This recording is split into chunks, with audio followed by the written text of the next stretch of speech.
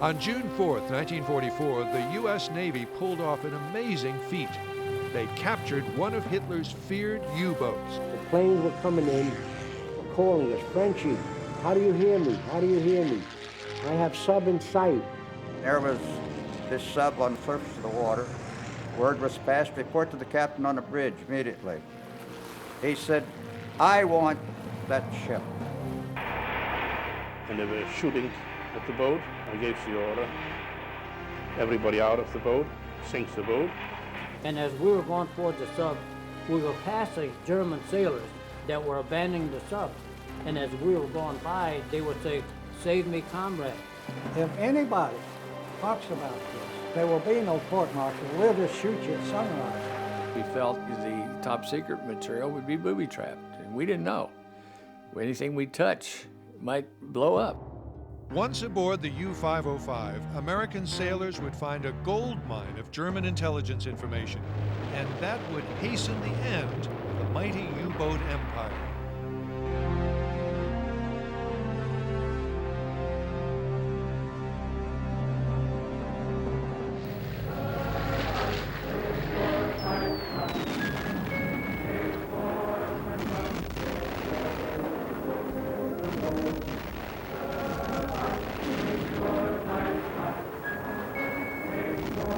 In June of 1940, World War II had been raging for almost a year.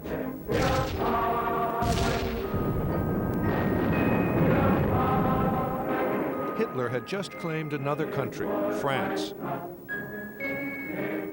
As German troops were marching into Paris, several hundred miles away in Hamburg, Germany, the keel was being laid for another of Hitler's feared killing submarines, or Unterseebooten. Though this one, the U-505, was built at the height of Germany's power, it would eventually help bring the seemingly invincible fleet to its knees. The German submarine group was led by the severe and powerful Admiral Dönitz. With the surrender of the French, Dönitz moved his base of operations to Lorient, France. Here, he had easy access to Allied shipping lanes.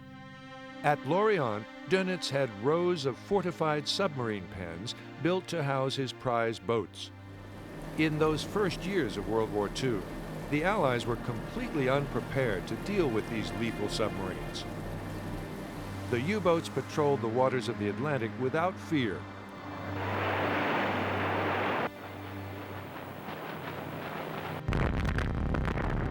In fact, Germany had been so successful on land and sea that the crew of the new U-505 worried that the war would be over before they could do their part. At the helm of the U-505 was Captain Lieutenant Axel Olaf Löwe.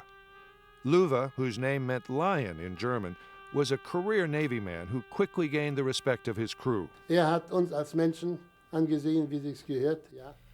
He viewed us as human beings, as is proper, and not as someone running around that he could somehow torment. Nothing like that.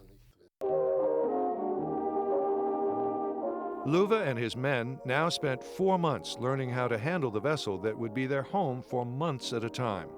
It was crucial that each man know his job to perfection. His life and the life of his fellow sailors depended on it. The crew was taught submerging, surfacing, gunning, and anti-aircraft gunning, and during that time we always spurred each other on a little, so that our submarine generally functioned and we would show good efforts. We were proud of our submarine and our crew. You have to learn every screw, every little bit of the U-boat you have to know, so that even in the dark, you could find whatever mistakes there were and take care of them, which is very, very important. On the submarine, there were specific U-boat tasks to learn, which caused us a great deal of annoyance, specifically climbing the conning tower up and down in order to be able to submerge quickly. The bridge guard had to be unbelievably quick. The defense crew had to be incredibly able to climb. Then in the harbor, too, we were very stiffly challenged to master these ladders up and down in a relatively short amount of time. After completing training, the U-505 received her first combat assignment to patrol the waters off West Africa. The United States had been in the war for only 2 months when the U-505 left Lorient in February of 1942. As part of the war effort, America was shipping desperately needed food and materials to England. Without those supplies, Britain would not be able to fight off a German invasion. Hitler knew this and planned to starve England into submission. He sent his U-boats out to destroy Allied supply convoys.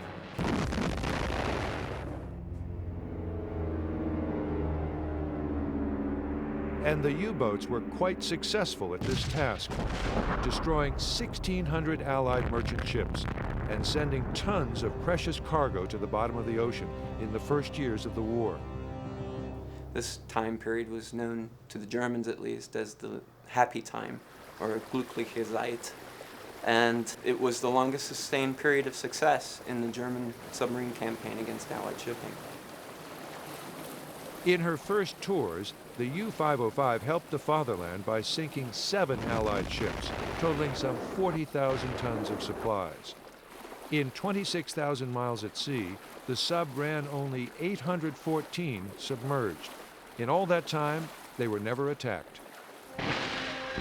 Having scored many kills during their first 6 months at sea, the U-505 crew's morale was high and life on board the sub was good. Then one day, Captain Louva spotted a sailing ship on the horizon. Though the vessel, the Romar, was flying the flag of Colombia, a neutral country, Louva believed it could be a decoy. He ordered his men to battle stations. And they fired a warning shot with their 10.5 centimeter cannon to encourage the Romar to stop so they could inquire what kind of cargo they were carrying and determine if it was friend or foe. Well, the Romar didn't acknowledge this warning shot, and so several more shots were fired, which were again ignored. He feared that this might be one of these decoy ships, so he decided to sink the boat. Some superstitious sailors viewed sinking a masted ship as bad luck. Though the crew of the U-505 viewed it as a legitimate act of war, the fortunes of their sub would take a turn for the worse after this action.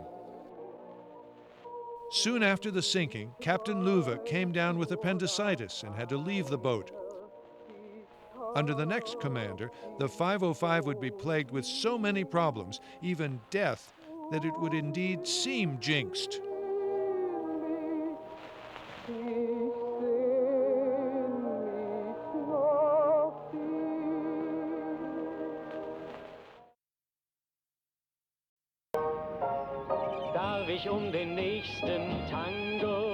In the fall of 1942, the U-505 pulled out of its submarine pen in Lorient, France, with a new captain, Peter Czech, in command. The crew hoped to achieve great things under their new leader.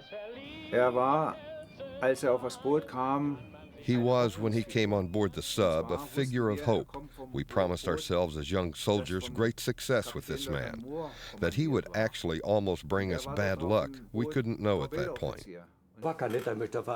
He was not a nice person. He was an imperious person, quite taken with himself. And, as I said, I only knew him as a petty officer, and the non-commissioned officers simply could not stand him.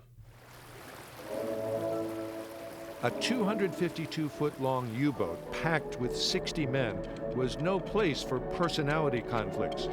The confined space made even simple tasks like eating and sleeping an ordeal. The bunks were never cold, they were always warm. One got out and the next got in, because every 4 hours they had to be rotated. This bunk wasn't taken enthusiastically by anyone, because you couldn't relax in it. You had to lie only on your back. You couldn't turn over because of this thick pipe up there you see. We had special soap just for the seawater. It lathered up the water that the soap lathered. When you took normal soap, it just didn't lather. You didn't have to shave. We didn't shave. 5 months, no shaving. The beard was nice and long. What really brought a crew together was undergoing their first enemy attack. For the crew of the U-505, that attack would be swift and powerful. One day, as they were running on the surface, a British airplane surprised the sub and dropped several depth charges before the sub even had a chance to submerge. the plane itself was sent out of control by the force of its own bombs and crashed into the ocean. The fantastic thing was that we did not realize at the first moment what happened until we saw a man, not a man, but a head floating in the water, and his blonde hair was moved by the sea. It was an unforgettable thought. And then suddenly we put two and two together and realized that we had been attacked, that was clear, but that at the same time we had brought the aircraft down. The sailors in the U-505 were badly shaken and worried that their damaged boat might not make it the 4,000 miles back to Lorient. This disaster impressed us, of course, terribly, and I don't think there was much other talk on board on the way home than about what had happened to us, and we were received at Lorient like a lost son. The U-505 was the most badly damaged submarine ever to make it home. Once there, the news from the repair crew was bad. It would take 6 months to fix the U-505. In that 6 months, the crew of the U-505 would watch with growing alarm as fewer and fewer U-boats returned from their missions. In fact, the tide of the Battle of the Atlantic was beginning to turn. Visual confirmation that the Atlantic convoys are going through while more and more U-boats are being sunk. Aber den Rückgang selbst haben wir gespürt.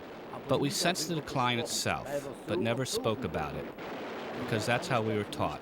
The losses were impossible to replace. If the shipyards were completing 10 a month, then in the same month, 20 sank, never came back. There were several reasons for the change. The United States had greatly increased production of new ships and planes, and they were equipped with better radar and anti-submarine weapons. America, fighting a global war, calls on its shipbuilders for vessels of every type and description. And most importantly, the Allies already knew how to decipher the German code, known as enigma, and this enabled them to locate the position of enemy subs. Each U-boat carried a code breaker called an enigma machine. This had 4 small wheels engraved with letters. When a dispatch arrived from German Naval Command, the signalman would check the codebook for the key on how to set the wheels. This was called the setup, and it changed every day. Though the Allies knew how enigma worked, they didn't have the setups and couldn't decode messages word for word. But they could understand enough to get general locations of many U-boats. One thing that the German U-boat arm was that it was gabby. They were micromanagers. They had to know where every U-boat was at any time. So they used radio considerably. The fortunate thing is the Germans never knew that their codes were broken. They always thought it was a saboteur or somebody spying. Now that they had new ships and better intelligence information, the United States Navy put together a plan to aggressively go after the feared Unterseeboten. They formed task forces known as hunter-killer groups, made up of aircraft carriers and destroyer escorts. With aircraft carriers, the Navy could patrol parts of the Atlantic they couldn't reach with land-based planes. This combination of air and sea power proved devastating to the German fleet. In the first 6 months of 1943, the Allies destroyed 150 U-boats, almost double the number for the entire year before.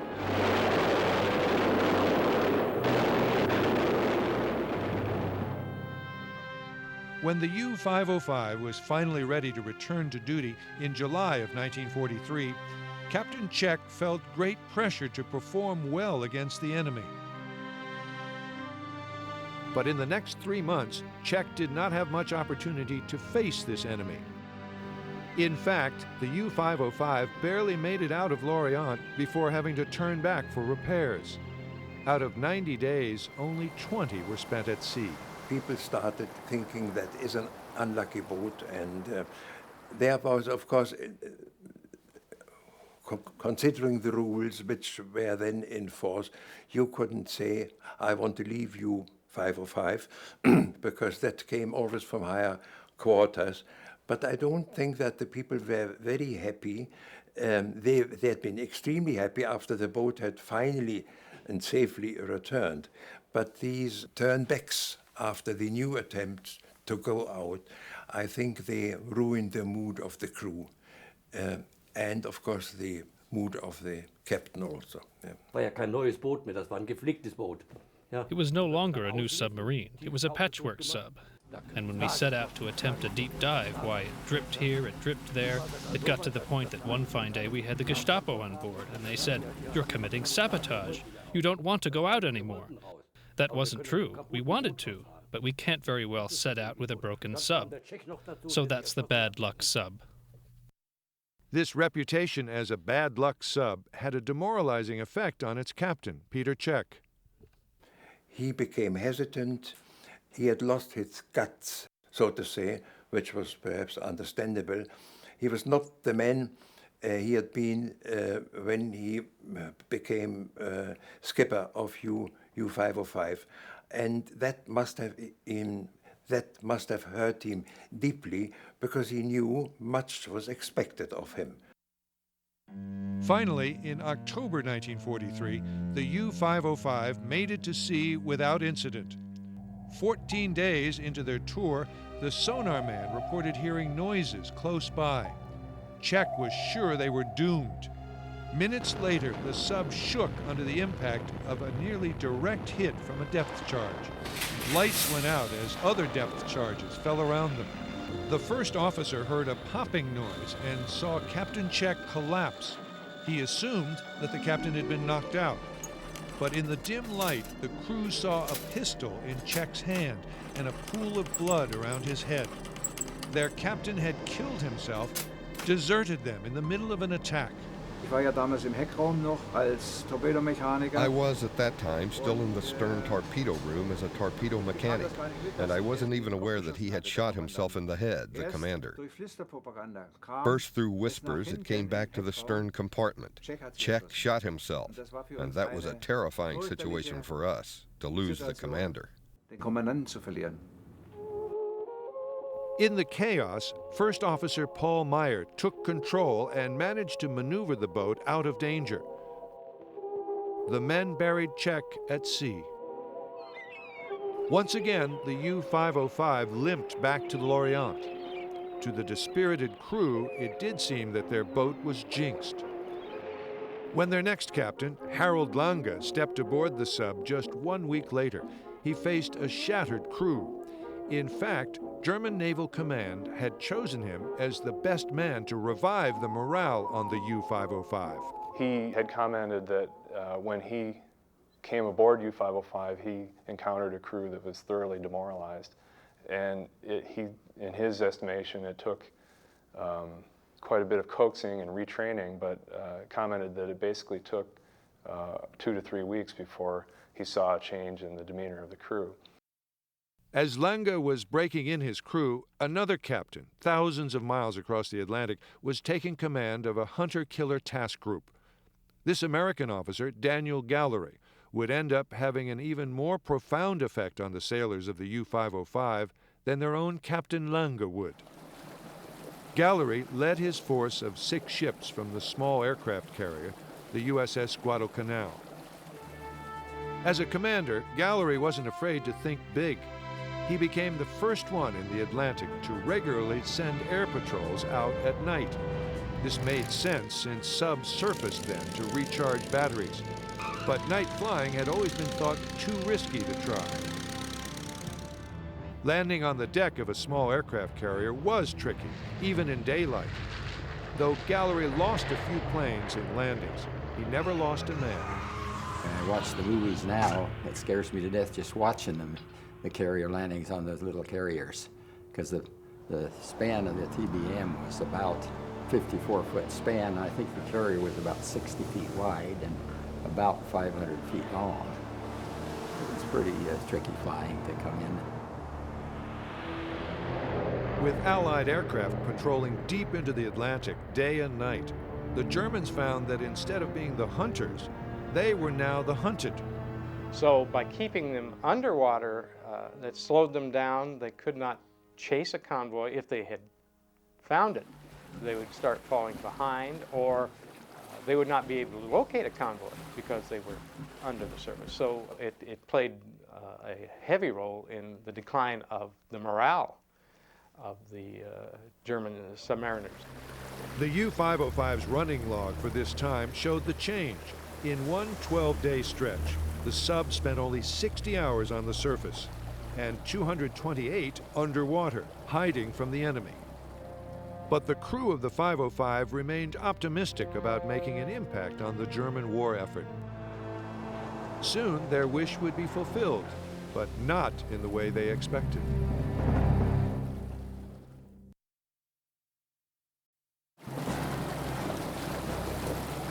In the spring of 1944, Harold Lange's U-boat and Daniel Gallery's task force were each patrolling the waters off the coast of West Africa.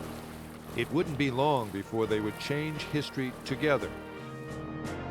Captain Daniel Gallery had shocked his men by announcing that instead of sinking the next U-boat they encountered, they would try to capture it. The American Navy hadn't captured an enemy vessel in battle since the War of 1812. The risks were great. Everyone knew that German submarine crews booby-trapped their boats with explosives before abandoning them. Any enemy boarding party would have to work quickly to defuse those bombs or end up on the bottom of the ocean themselves. However, the payoff would also be great in knowledge gained about the enemy. Gallery's crew was willing to go along with the radical idea. They just assumed it would never happen. Captain called us all together and laid out the plan, and he didn't specifically go into each of our jobs at that time, and we all thought he was a little bit crazy, that this was a ridiculous kind of a thing to be talking about, and we said, you know, we put this in its proper place and went on about our business. I didn't think too much about it. Gallery ordered each of his ships to train a group of sailors who would board and secure a sub. And I volunteered right away. And they said, why are you volunteering for something like that? I said, I'll tell you why. I said, the next time there's action, I said, I want to be on top looking. Instead of I said, I don't want to be down there listening with my headphones. The task force searched fruitlessly for a sub for weeks. At the end of May, with fuel running low, they set a course for Casablanca to refuel.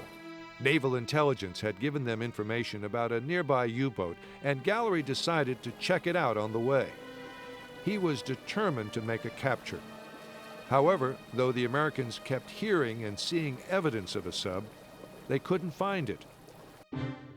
While Captain Gallery was busy hunting for a sub, Captain Lange on the U-505 was busy avoiding phantom enemies. Every time he surfaced to recharge the batteries, his radar detector set off a warning and he was forced under. In a way, the radar was crying wolf, picking up signals from enemies too far away to be of any danger. At this point, Gallery's task force was still 600 miles away. For the next several days, both Lange and Gallery made decisions based on faulty information. But these decisions brought them closer and closer together. On the night of June 3rd, Lange was finally able to surface for a full 4 hours to recharge batteries and give his men a breath of much-needed fresh air. Ironically, the U-505's detection system remained silent when one of Gallery's planes passed only 6 miles away. So Lange now believed that he had finally eluded the hunter-killers, and Gallery was afraid that he had lost his sub. In reality, the two were practically on top of each other. The next morning, June 4th, the sonar men on one of the destroyer escorts, the Chatelaine, heard the distinctive ping of a submarine on their sonar. It was just a routine morning, like every other day, and suddenly at a few minutes after 11, I picked this sound contact up, and it wasn't far away either. It's about 060 degrees from the ship and about 600 to 800 yards away. That's too close. That's very close, and you get quite excited when it's that close, I'll tell you. Well, we had been hunting this submarine, the U-505, for about a week. And it was a game of hide and seek, you know, as those things always are. And we got close to him several times, and he'd get away from us. And this had been going on for about a week. Well, finally, on Sunday, June 4th, just at noon, we ran right over the U-505 with our destroyers. Oh, I think I was laying on my bunk, and then the radio operator came and told me he had sticks in the telephone. And then we went slowly up to 11 meters, that's the periscope depth. I went up to the conning tower and threw the periscope out, and I saw 5 destroyers around me, a very good position, and perhaps 10 or 12 aeroplanes in the air. The U-505 dived and then sent out decoys to throw their enemy off track. At first, they worked. The chatelaine fired at the decoy's air bubbles, thinking it was the sub. Longa and his crew were praying they could wriggle out of danger. But the chatelaine wasn't fooled for long, and within minutes, the sub suffered a direct hit. The impact threw the sailors across the sub. The lights went out, and in the darkness, someone shouted, "Rudder taken out, water breach." When Longa heard this, he knew that his boat was fatally wounded. The captain was not going to sacrifice his crew. He ordered the sub to the surface and told the men to abandon ship. You are hit in a boat with depth charges. Everything is shaking in here. No, the electric light was out, and the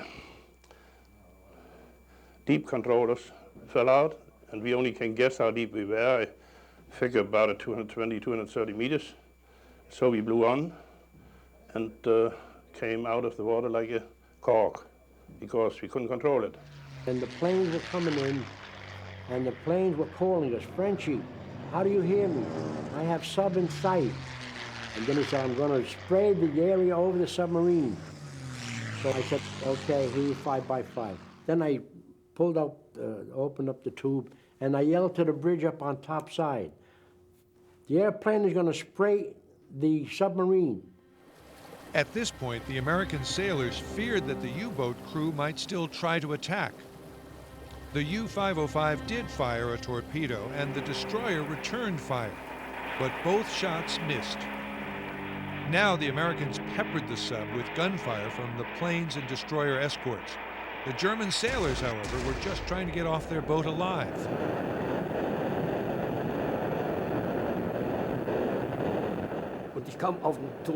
And I came out of the conning tower hatch, and there I saw Gogi lying topside. Just picked him up, and I said to him, "Gogi," I said, "come on." And then I saw he was dead, shot through here. And then I was out. When I came up, I saw a plane flying at us from starboard, but I didn't know at that point whether it would fire. I jumped sternward behind the 4-barreled gun. There came a plane again from the front, and consequently I jumped down from the conning tower and made a headlong dive and was in the water. The attack took all of 11 minutes. It was almost over before off-duty pilots on the Guadalcanal realized it had begun. I said, "Hey, you guys, there's a sub out there circling." And this big Texan friend of mine says, "Oh, go soak your head, Ritzdorf." He says, "You go back to bed or something." I said, "No kidding, there's a sub out there." So after arguing for about 3 or 4 minutes, they finally decided I was serious, so they all ran out with me and watched. And the big Texan friend, he got so excited, he ran back to the ready room, and he's taking his shoes off. He's going to go overboard because that sub could have fired at any one of the ships. Captain Gallery now sent a message throughout the 6 ships of the task force. "We are going to capture that sub. The day his men had thought would never arrive had come." The boarding party scrambled into their whaleboats and headed out to take their place in history. You know, we cease firing all the guns, and then they say away boarders, and then you You go down and get in the whaleboat, and they drop you down in the water. It don't take long to do all that, and then across you go. And as we were going towards the sub, we were passing the German sailors that were abandoning the sub. And as we were going by, they would say, "Save me, comrade, save me, comrade." And I remember I said, "Somebody's going to pick you up. We're not going to abandon you." I said, "We're going after the submarine." As the boarding parties approached the sub, they had no idea what awaited them. Hatches rigged to explode at a touch, compartments flooding, or a surprise attack by a German sailor still on the boat. The boarding party from the USS Pillsbury was the first to reach the sub and face the unknown. The American sailors moved quickly through the sub, checking for booby traps. But the German crew had abandoned their sub so quickly that no one bothered to set the explosives. However, a German sailor had remembered to open the sea strainer, a valve that allowed water to rush in. This attempt to flood and sink the sub would have worked if he hadn't left the cover nearby. One of the boarding party members saved the day by securing the cover and stopping the sub from sinking. And see, that's how they were going to scuttle that submarine, because so much water, and it was going to tilt it enough where it was going to slide down. We were told about booby traps. And I remember telling Wayne, I run my hand around this cover, because, well, I didn't know if there was a booby trap under this cover. So I says, "Wayne, here goes nothing." So and I picked it up, and no explosion. And we worked pretty fast because we didn't know for sure if they'd found that water scuttle valve. But once Lukosius said, "Here goes nothing," I was taking some stuff up. I felt a lot better, but still we didn't know for sure, so we worked with a lot of haste. The sailors in later boarding parties were still worried that the submarine might hold some dangerous surprises. Made it to the conning tower, went down the ladder, and we were a little bit frightened because we felt that probably the top secret material would be booby trapped, and we didn't know. Anything we touch might blow up. We had an officer with us who knew something about explosives, but I don't think we really knew what to do in case we found them. But it was the kind of thing where you do what you have to do as quickly as you can and get out of there. We really thought the submarine was going to sink. The boarding party found a mother lode of German intelligence information on the U-505. They filled 9 mailbags with 1,100 pounds of code books, maps, publications, and 2 Enigma machines. They quickly loaded the captured materials onto a whaleboat and brought them over to the Guadalcanal, still not fully aware of the incredible significance of all they had just captured. As the boarding party secured the U-boat, other crew members fished the German sailors out of the water. Amazingly, only 1 man had been killed and 1 man, Captain Longa, seriously injured. The German prisoners were now taken aboard the Guadalcanal and cleaned up. So we hosed them down with salt water, and they appreciated that. They hadn't been above their conning tower and seen any daylight in 60 days, so they were in bad shape.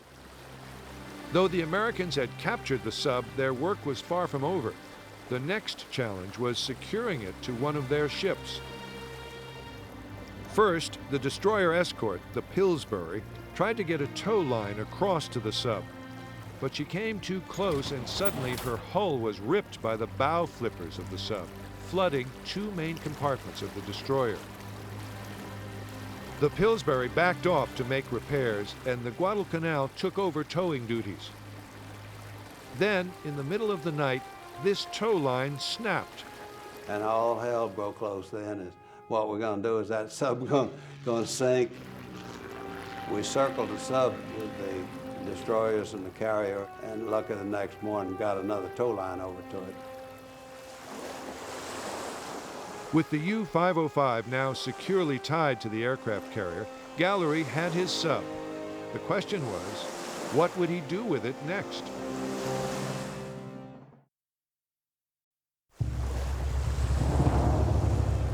As the sun rose on the morning of June 5th, 1944, the sailors on the aircraft carrier Guadalcanal looked over the stern of the ship and saw an astounding sight. There, connected to them by a steel cable, was one of Hitler's feared U-boats, the one they had captured just the day before. Their captain, Daniel Gallery, was so busy figuring out what to do with the sub, he didn't even bother to tell Naval Intelligence about the top-secret material they had recovered from it. After several tries, his senior communications officer finally convinced Gallery to tell Washington about their amazing haul of code books, maps, and code machines. Sent the message in. You know, we had this and had that and so on and so forth. And really, I don't guess the message had been dispatched over an hour before we heard back. Boom, urgent message, telling us what to do and when and do it right now. Naval Intelligence was both elated and panicky over the capture of the codes and code machines. Panicky because they knew something Gallery and his men didn't know, that in 2 days, Allied forces would be swarming the beaches of Normandy. If the Germans found out about the sub's capture and changed their codes, any further European invasion would be in jeopardy. Gallery's superiors vetoed his plan to take the sub to the nearby port of Dakar. Too many spies there. Instead, they redirected him to Bermuda, a relatively secure port. When you look at the logs, we were headed for Dakar. We were only a couple hundred miles off the African coast. But because the German embassy was there, and they would have seen that boat come in the harbor, and they wanted to keep it a secret. So here we go, we're 150-something miles from Dakar. We haul over 2,000 miles to Bermuda to keep it a secret. Now, Washington sent out a refueling ship and a tug to tow the sub the long distance. During the 10-day trip to Bermuda, the destroyer escorts patrolled the waters around the sub, keeping all ships away from their prize. Enemy ships weren't the only security risk. Gallery now told his 3,000 men that they would have to keep their mouths shut about the greatest adventure of their lives. He let them know that there would be dire consequences for any breach in security. And he says, if anybody talks about this, says we have a way of finding out who it was, and says there will be no court-martial, we'll just shoot you at sunrise. Everybody on board our ship was given a letter. I still have the letter. By Captain Gallery. He said, you must never mention this to anyone. And on the bottom line, he said, keep your bowels open and your mouth shut. That was the bottom line. That's Captain Gallery. The U-505 pulled into Bermuda on June 19, 1944, looking like a mighty German submarine. However, her capture was a potent symbol of the decline of the U-boat fleet. The top-secret material had already been flown to Washington. This included not only code books and code machines, but maps that would allow naval intelligence to exactly pinpoint the location of the German subs. We got to Washington, and they took all this stuff and put it in a panel truck and took me and the mail bags to Naval Intelligence. So we went back in where they were working on the codes. And the guy said, hallelujah, we got the setups for today. You know, boom, and they started using that stuff right now. Whenever a U-boat reported its position back to home base, it would use this grid chart that would have letters on it saying I'm in location AG or something like that, which was totally meaningless to somebody who didn't have the grid chart, which indeed was our position until the capture of the 505. Once we had that, then we could not only read the message, decipher the message that gave us the letters, but we could also look on the chart and say, aha, that's where they are. In the 11 months remaining in the war, the Allies sank nearly 300 U-boats. But the U-505 proved valuable far beyond code breaking. Now that the Navy had their hands on a German submarine, they could study their enemy up close. And on board the U-505 was Germany's latest killing technology, the T-5 acoustic torpedo. This torpedo was capable of homing in on the sounds of screws, the turning screws on the ships.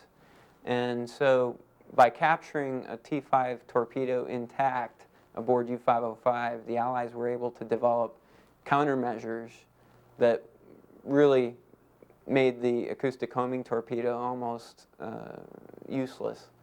It was a treasure trove of information, and especially of looking at what a German U-boat actually was like, what it was made of, how it was constructed. It was turned into a tame submarine for the rest of the war, renamed Nemo, and used as a training aid for anti-submarine forces to train against an actual German submarine. Once the war was over, the U-505 itself would sit in a shipyard in New Hampshire. It would take the effort of the captain who had captured it to once again save the German sub from ending up at the bottom of the ocean.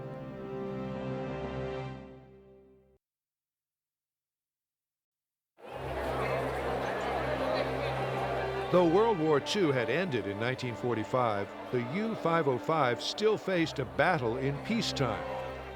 After the war, the submarine was taken to the Navy Yard in Portsmouth, New Hampshire. There she remained, neglected, until 1948, when the Navy decided to destroy her. Once again, Daniel Gallery fought to keep the boat from sinking. And he pointed out, this is not one that was just surrendered.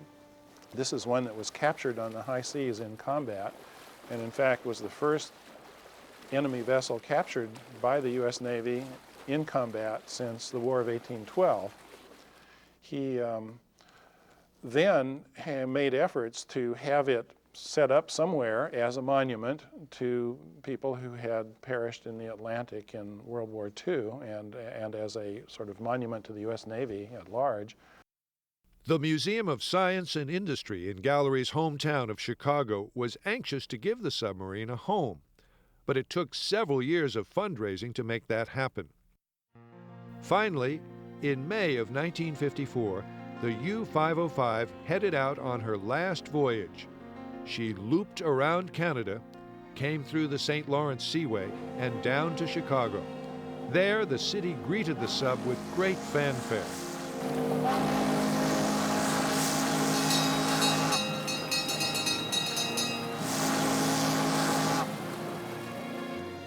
The U-505 had to make the last part of its journey to the museum over land. 15,000 people watched as the sub crawled across the outer drive at 8 inches a minute. Once in place, the U-505 was dedicated as a memorial to all U.S. sailors lost at sea during the two world wars.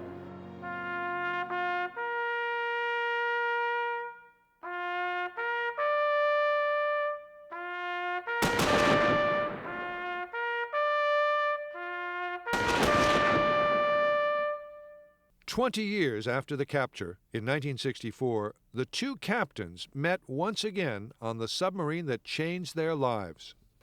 Well, a lot of things have happened in the past 20 years, and the fact that Captain Lang is here today and that we're good friends, I think, is very significant. And it shows that in 20 years, well, in the past 20 years, nations as well as men who were enemies have now become friends. But this type of submarine almost drove us off the face of the seas 20 years ago. Of course, seeing the boat and entering the boat again, that's some feeling already. But I think the time healed a lot, and I have no bad feelings at all. But of course, I'm, well, how to express it's pretty hard. On the one hand, you are glad you got off all that business, and on the other hand, you are reminded on it again. Over the years, both the American and German veterans of the U-505 have visited the submarine at the museum and have come face to face with their history. When I returned to the torpedo room in which I did my work earlier, Then I get shivers down my spine somehow, for I see my workspace here in manifold form. I mean, all the torpedoes in different places, so I can immediately recall what kind of work we had to do. First time I saw it in the museum, it was a kind of a feeling of achievement, that what happened, how it got here, and what we were responsible for it to get it here. And it brought back memories of that long day and what happened then. In fact, I told one of the Germans we were talking the other day, I told him, I said, there's no winners or losers here. I said, just survivors. In the end, the greatest survivor of the battle for the U-505 is the bad luck sub herself. She outlasted her sister ships and ended up, of all places, on land in the middle of America.